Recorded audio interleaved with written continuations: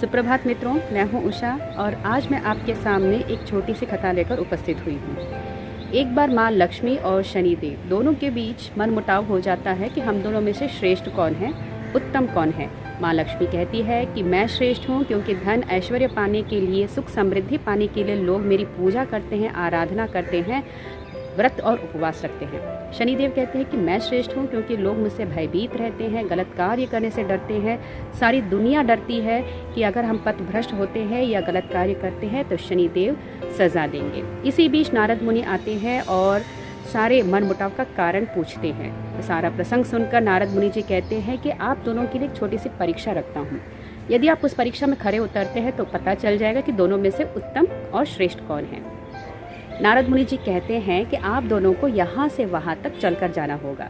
तो दोनों राजी हो जाते हैं। माँ लक्ष्मी और शनिदेव जो है थोड़ी दूर तक चलकर जाते हैं। फिर नारद मुनि जी कहते हैं कि अब वापस आ जाइए। फिर दोनों वापस आ जाते हैं। फिर मुनि जी कहते हैं, नारद मुनि जी कहते हैं कि अब एक बार फिर से चलकर दिखाइए। तो दोनों एक साथ चलकर दिखाते हैं। फिर कहते हैं अब वापस आ जाइए।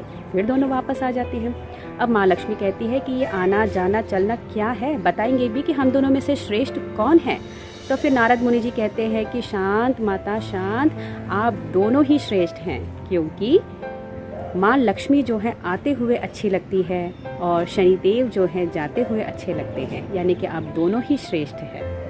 हाँ मित्रों, अच्छे कार्य करिए तो माँ लक्ष्मी अवश्य आएगी और बुरे कामों से दूर रहिए तो शनिदेव अवश्य जाएंगे। धन्यवाद।